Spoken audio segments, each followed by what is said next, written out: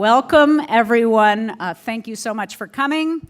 If I haven't met you yet, I'm Jennifer Whittam, the Dean of Engineering, and I hope I'll meet you after the formal program. I'll certainly be around for a while. The goal of this event is to thank our closest friends and supporters for their dedication to the School of Engineering. So again, thank you for coming tonight. Your involvement in general is key to the things that we do and to our success. As most of you know, our mission is to educate the great engineers of the future and to advance discovery and innovation in engineering. And as we continue executing that mission, as the landscape changes a bit, one of the priorities that I've brought to the role is to build even stronger bridges between the School of Engineering and Stanford's 6 other schools.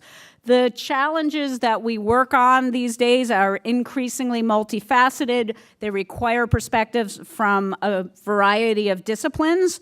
And I also think just bridging to the other 6 schools allows us to leverage what's really unique about Stanford, which is having a great School of Engineering in the context of a great university across the board. All of our other schools and disciplines are terrific as well: humanities and sciences, earth, and our professional schools. As most of you know, the university has been engaged in a long-range planning process that began shortly after our new president and provost took their positions.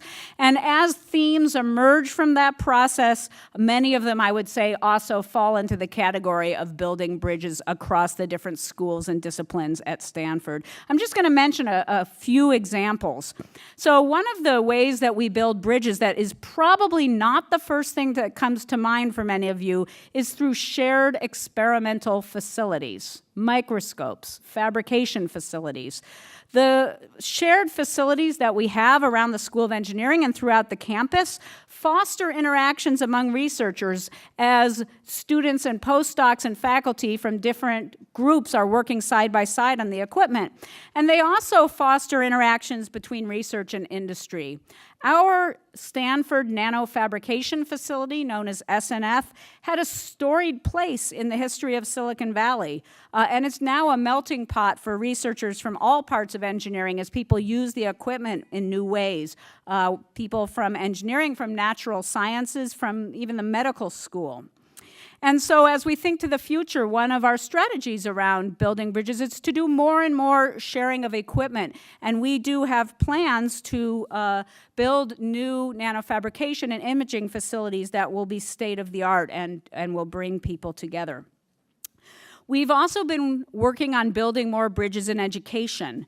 So one of my goals is to make sure that all of our students who choose to major in engineering do take advantage of everything Stanford has to offer, because it's a lot more than just a top engineering education. Again, we're just strong across the board, and we really want to encourage our students to explore the breadth of Stanford. We also hear from employers that they appreciate engineers who have a broad education, that people who are well-trained in a rigorous engineering curriculum, but also have good communication skills, understand ethics, the impact of what they work on, and can think deeply about those types of things are the most successful employees in the long run. So in the long-range planning process, we have a number of research initiatives that are emerging as well that also bring together people from different schools and disciplines. One of them is a data science initiative. Probably doesn't surprise you too much, but it's clear that data is going to drive knowledge and discovery across all fields in the university, and is going to be a shift in how research is done. And our data science initiative will bring together our excellent computer scientists, statisticians, and others in data science with the people who want to apply that for discoveries in their own field. We have also recently launched a human-centered artificial intelligence initiative, HAI or HI, which is focused on, in part on developing new AI algorithms, but with a special angle, thinking about how AI algorithms can be advanced by studying human behavior and neuroscience, and also thinking about issues like how AI can impact society. Some of the other initiatives coming out of the long-range planning are a sustainability initiative, an initiative in public health and medicine, and an accelerator for helping Stanford have impact on some of the world's most pressing social problems. And all of these initiatives do bridge engineering to all the other schools, and they'll all confront questions about technology and society, which, again, Stanford is so well positioned to tackle. And so on that topic of technology and society, I'm delighted to bring to you tonight a live taping of The Future of Everything. It's a radio series that's produced by Stanford Engineering and hosted by Russ Altman. Some of you have probably heard past episodes. Russ is a professor in our bioengineering department. He's former chair of the department. He, in fact, exemplifies working across different fields. His research over several decades has been about using computing and informatics to solve problems in medicine. And more recently, on the side, he's become an extraordinarily popular radio host. So in the past 2 years, Russ has interviewed scholars from across Stanford in many fields about their research and how it will shape the future. You've had scholars from history, medicine, psychology, law, business, and of course, engineering. Tonight, Russ will be talking with Jeremy Weinstein and Sharad Goyal. They're from different parts of the campus, but both do work and conduct research that bridges technology, ethics, and society. Jeremy is a political scientist, and he does happen to be co-chair of the long-range planning initiative I mentioned that's dedicated to how we can have direct impact on social challenges. Sharad is a professor of management science and engineering. He focuses on computational social science. It's an emerging discipline at the intersection of computer science, statistics, and the social sciences. I'm grateful to have Russ, Sharad, and Jeremy joining us tonight. Enjoy the program.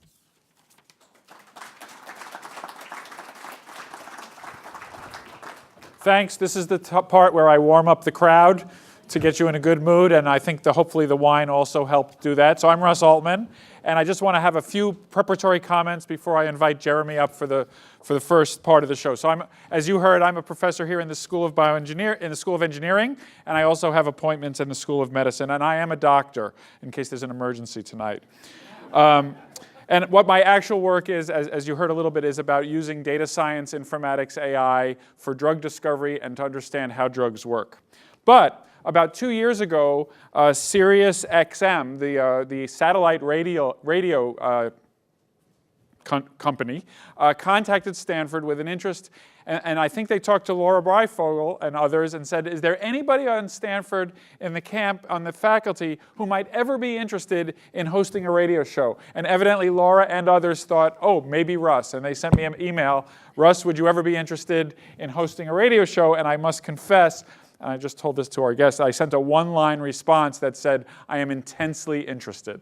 So they did some tests, they put me on the air, they decided if I could talk okay and stuff like that, unlike what I'm doing now, and we started. So this is a joint effort between Stanford, the School of Engineering, and the university, as well as Sirius-XM. It airs on Saturday mornings, every other week. There are other Stanford shows. There's a show about education from the School of Education, Dan Schwartz, and there's a show from the law school about Supreme Court dynamics, both of which are great. So it airs on a Saturday, and then it becomes freely available. That's one of the things that we negotiated. So it's on an iTunes podcast, so you can get it there. There is also a stanfordradio.stanford.edu, which has all the episodes, and there's probably other places as well. And by now, we've done more than 70 interviews, so there's a lot there. If things are really slow in your life, I encourage you. I was saying that the only listener who I'm positive about is my mother, who calls me up with an analysis of how well I did after each show. And she's a tough grader, I can tell you that. Okay, so a couple of things is this will be a real show in the sense that it's being taped and it will be aired. So please turn off your cell phones and try to minimize your optional noises. I want to apologize. Because it is a radio show, I have notes. You can see that I have notes here, and I will have notes during the interviews. I'd love to present you a perfectly polished, no notes, speak from memory, and I just don't do that. So I apologize if it's distracting to see me use my notes. We're going to go through a 28-minute interview with Jeremy, a pretty quick turnaround, and a 28-minute interview with Sharid. And then there's going to be about 15 minutes for Q&A. So hold your questions for Jeremy, write them down, remember them so that we can get to them. And finally, I want to thank many people, of course, contribute to this, but I want to thank my producer, Terry Adams, Catherine McMillan, and Mike Friedman from the School of Engineering, who are basically the executive producers, and really everybody else who I can't name, but who, we have a lot of fun doing this show. So that's the warm-up. I hope you feel appropriately warmed up. And now I'm going to call Jeremy up, invite you to sit.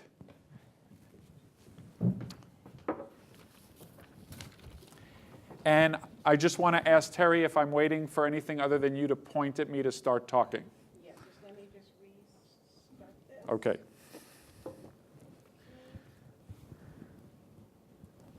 Today on The Future of Everything, the future of technology for the public interest. So when we think of technologists, we often think of driven scientists and engineers with a passion for innovation, trying to invent new technologies that will impact the world. And we think about information technology here in Silicon Valley. We have the great companies, Hewlett-Packard, Apple, Google, Yahoo, NVIDIA, many others. We also have biotechnology increasingly. The goals of these technologists are, of course, varied, just like everything else, but include disrupting old ways of doing things and bringing in new ways, changing the world. There are financial incentives, and there are personal incentives based on the passion and the vision of the technologists. They're typically trained in technical fields, not always, with math, statistics, physics, computer science, biology, chemistry, engineering disciplines, whatever they may be. They may not be trained, however, to think about the implications of their new technologies on the world in a policy sense or in an ethics sense. They might not think about the ways in which their technologies might be used that they didn't anticipate.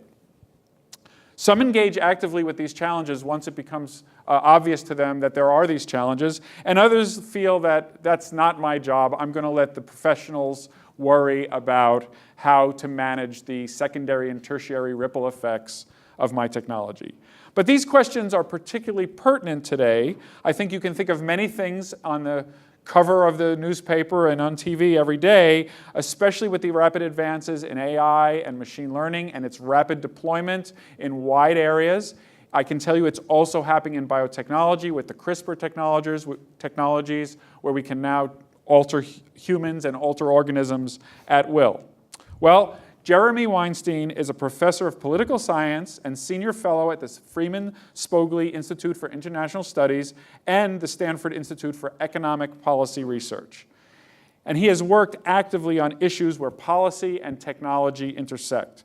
Part of this interest, in fact, stems from his work with the National Security Council as part of the government and the US mission to the United Nations.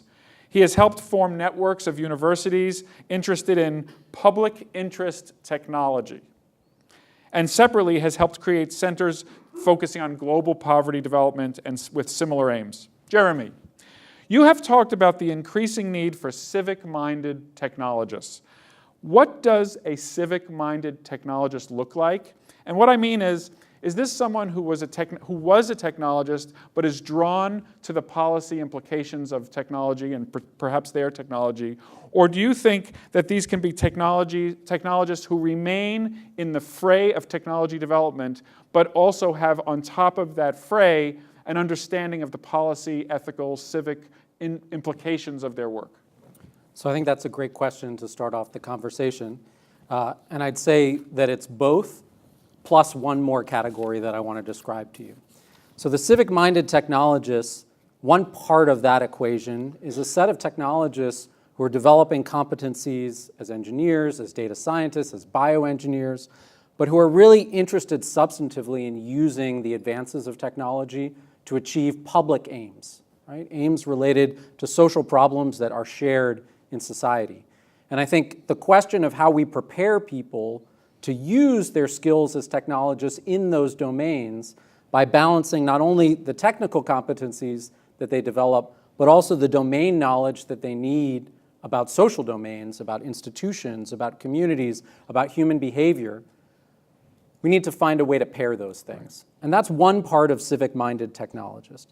But a second part of the civic-minded technologist is we have a lot of technologists who don't think about the public interest as central to the technology development that they're doing, and I think that's entirely fine. I know some of them. Yeah, I can imagine. But I do think that as we educate a set of engineers for the future, a set of data scientists, a set of computer scientists, we should aspire as a university that 100% of the people that we train are in a position to think critically about the impacts of the choices that they make, the design choices for technology, the questions of how technology interacts with human behavior, and even to begin to get their heads around how policies might play a role in mitigating some of the potential harmful effects of technology. But if you'll give me one more second, the missing piece that I think is critical to public interest technology is the technology-minded policymakers, right? Which is that we need to put ourselves in a position where those who are actually responsible for making the choices about how we govern technology know something about technology. And we're very far away from being in that position now.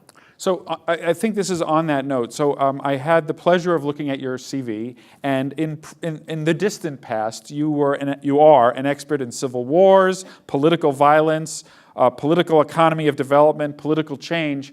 What was it that brought to your attention this urgent need for this civic-minded technologist? What set of experiences? Well, you could say I have a short attention span, but I think really what happened for me is two things in particular. The first is, during the second term of the Obama administration, I was serving as the Deputy U.S. Ambassador to the United Nations. And that gave me a seat because the Ambassador to the United Nations is a member of the cabinet, not only in the most pressing foreign policy debates of our time, but also a whole number of situations where technology was playing some important role and revealing to me just the enormous chasm that existed between those people who had responsibility for particular policy domains, in this case foreign policy, and those who actually knew something about technology. Perhaps the best example of this was the debate that we had about encryption, right? The question in the aftermath of the San Bernardino terrorist attacks about whether... This is breaking into the Apple iPhone. Exactly. Whether the government should be in a position to break into the Apple iPhone in order to figure out whether the attackers in San Bernardino were connected to others in society in the area who might also be in a position to undertake or commit violence. And the national security folks around the table said, of course the government should be in a position to break into the iPhone. That in some sense, the President of the United States' most important job is to protect the safety and security of Americans.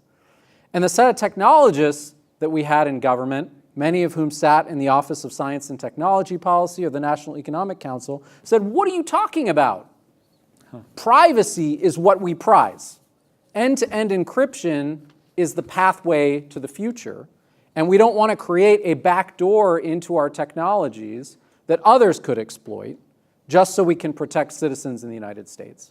And I think that was a fundamentally sort of revealing debate about the entirely different worldviews that existed on the part of policymakers who were responsible for international relations and foreign policy and our technologists.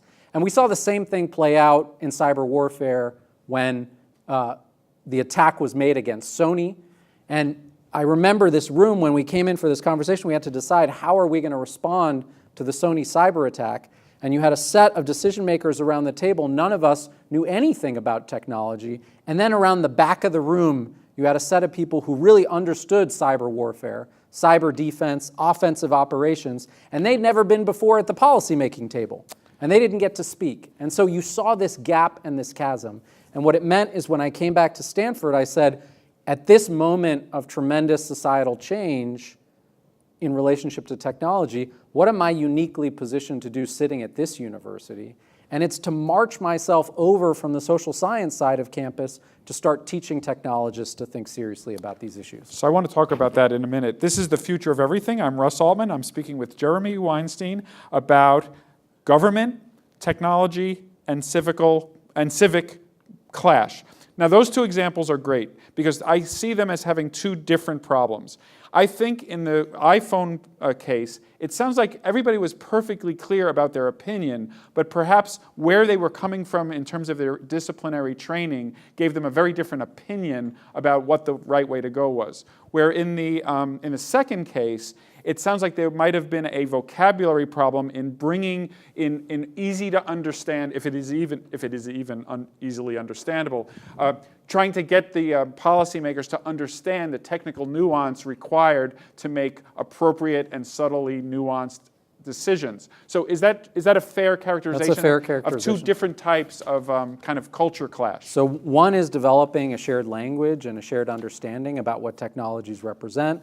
Of course, you're familiar with the testimony that Mark Zuckerberg gave after Cambridge Analytica in front of senators, distinguished senators, who asked him, well, what is Facebook's business model if you give away this service for free, right? That just reflects some basic ignorance on the part of our policymakers about what these platforms are, right? About what these technologies represent and how they operate.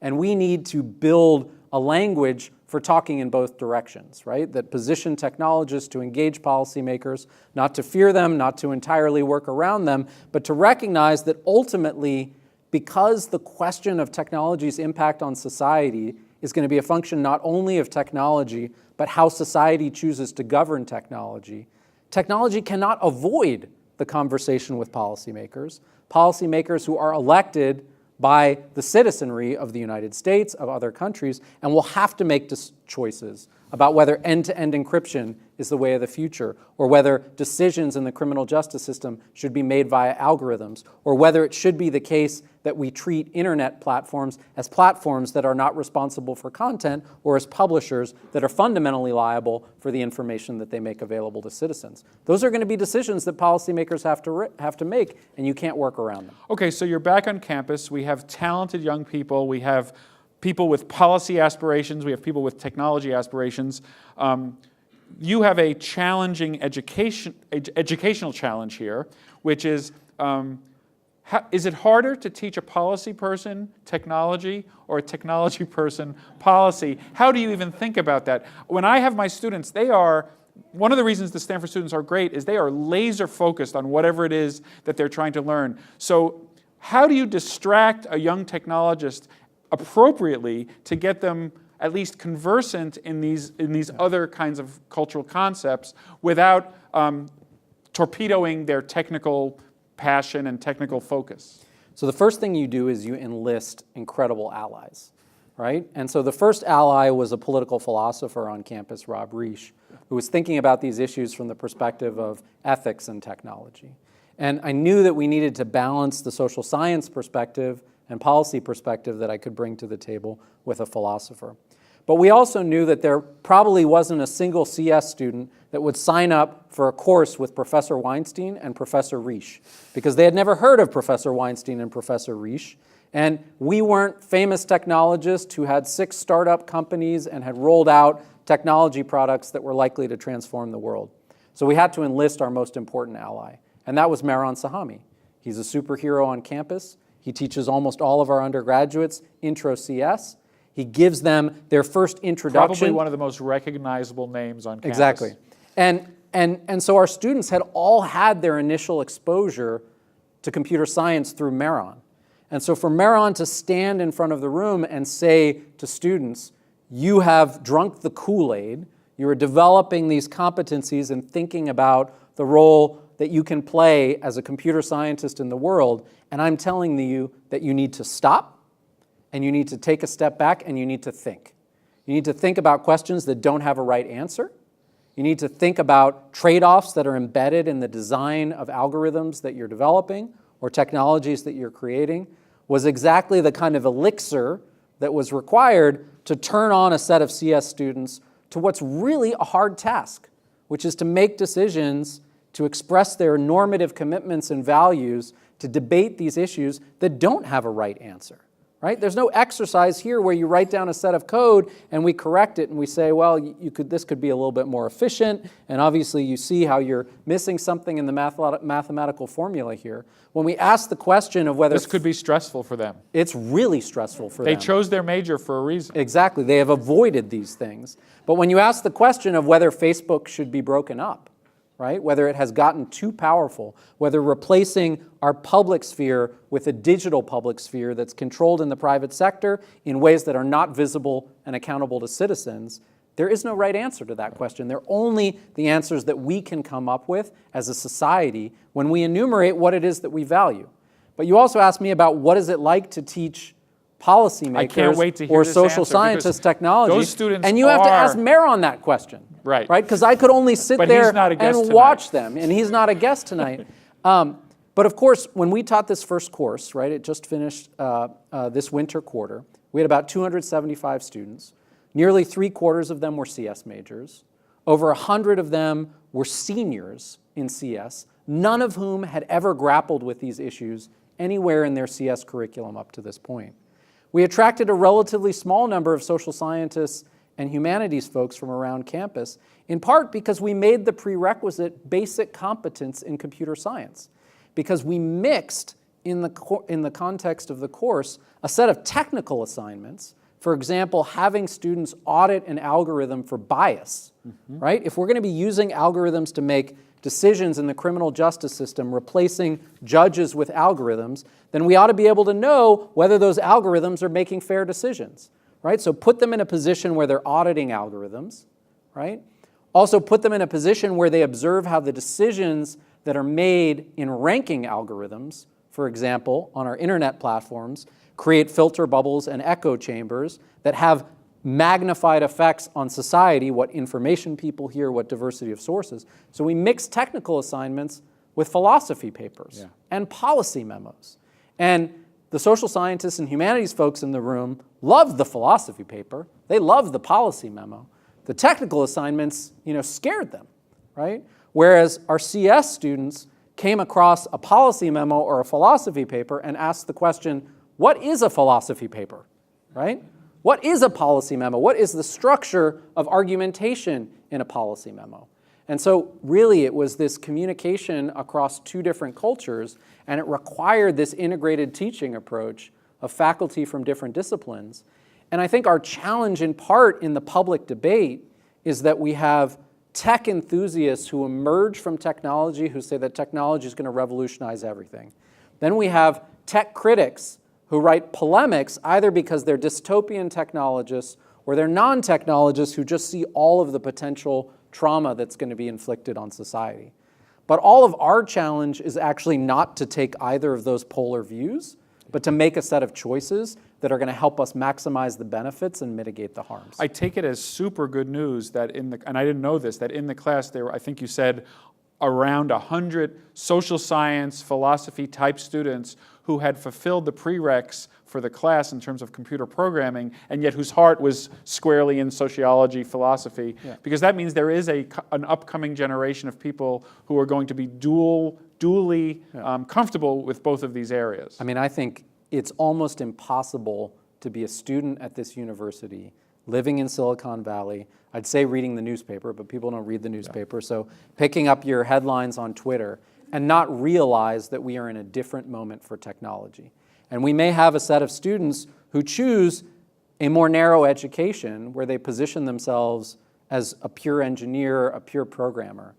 But I'd say that many of our students recognize that the future direction of technology is going to be one that puts technology in interaction with society in a serious way, and that negotiating that access, that generating a user base for your technology, that thinking hard about how government or other institutions are likely to respond to your technology, that if you're not doing that, you're not going to effectively achieve any of your goals.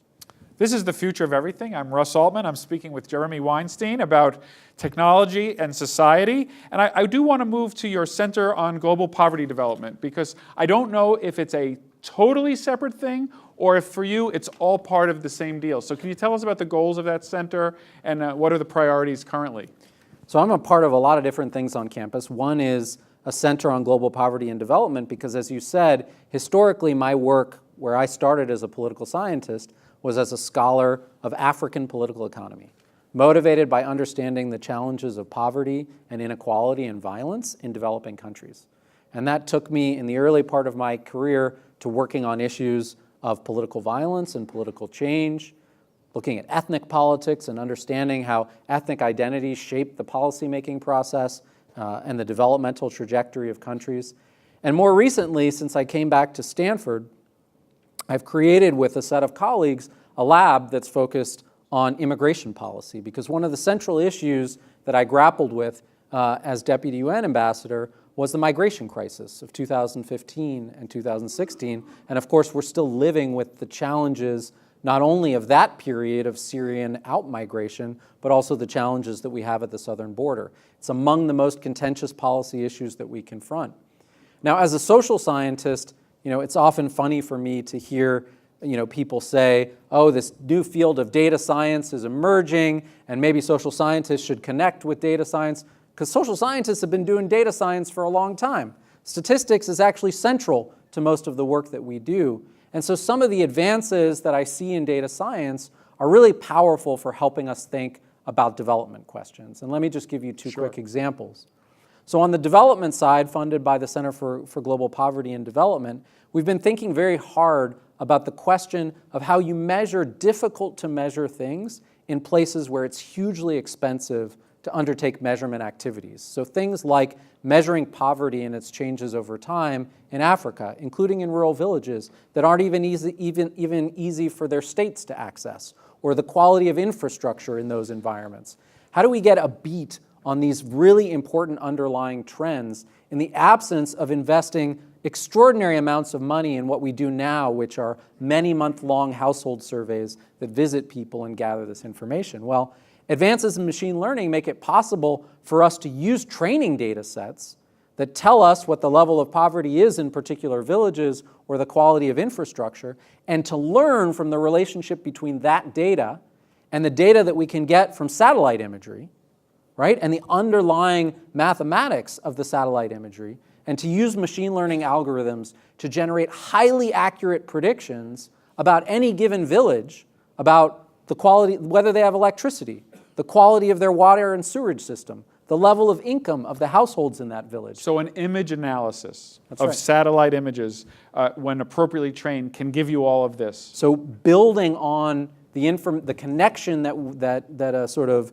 machine learning algorithm can generate, a convolutional neural network, between the underlying training data and this visual imagery data. Because we have visual imagery data for everywhere, for many years, for many points in time.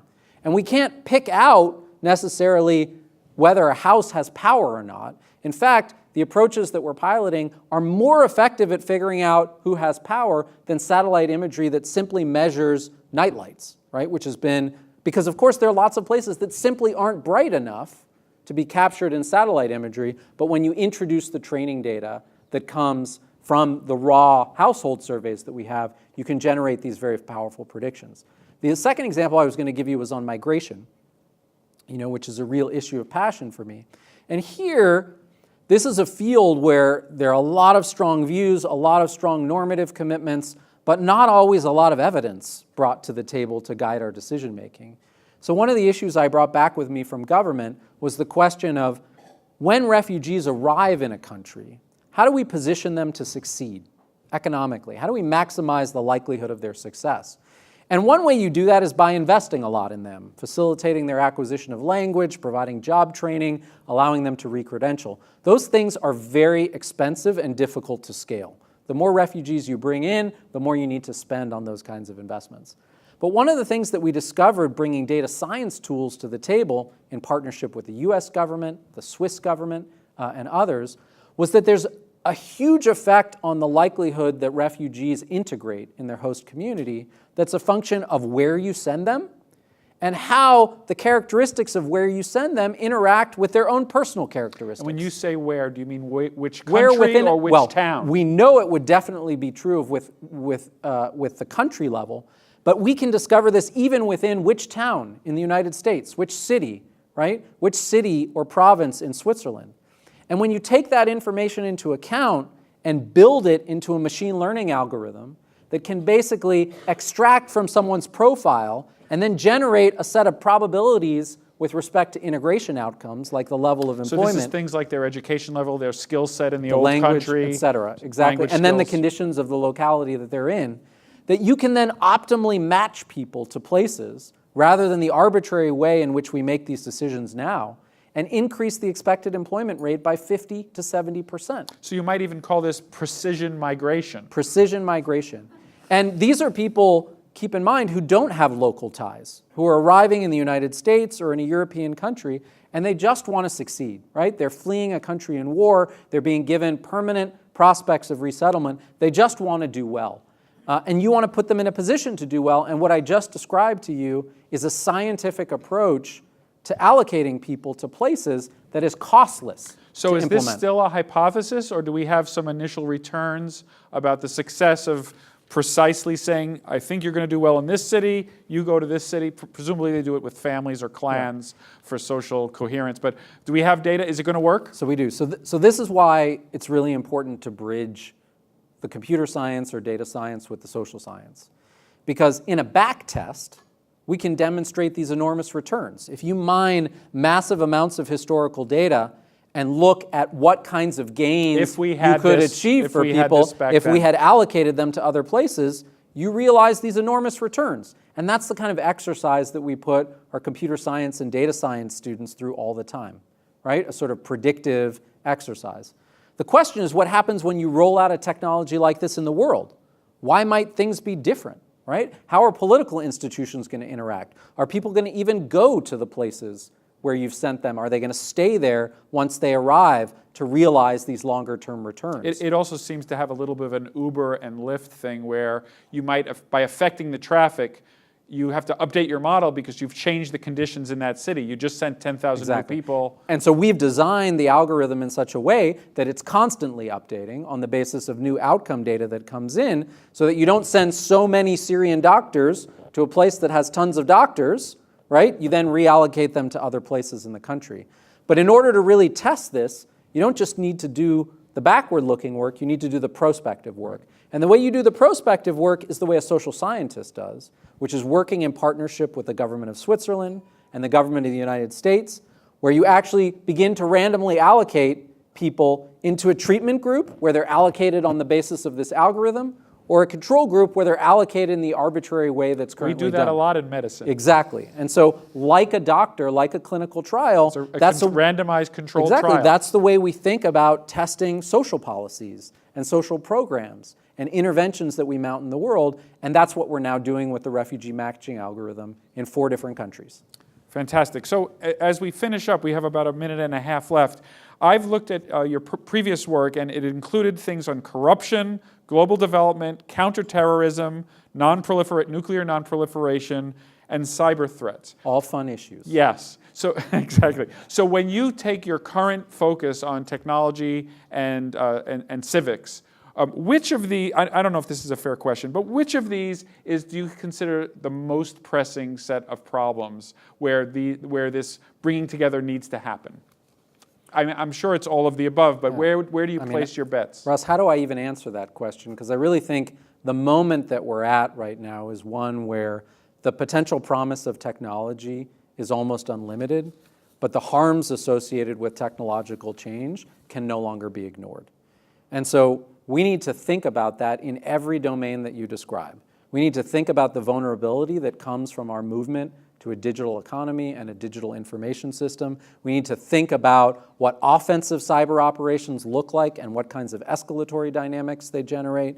We need to think about the shift in the direction of autonomous systems and the distributional consequences of that in our own societies and what our obligations are as citizens and the governments that we choose to people who see their jobs, the need for their jobs obviated by the advance of technology.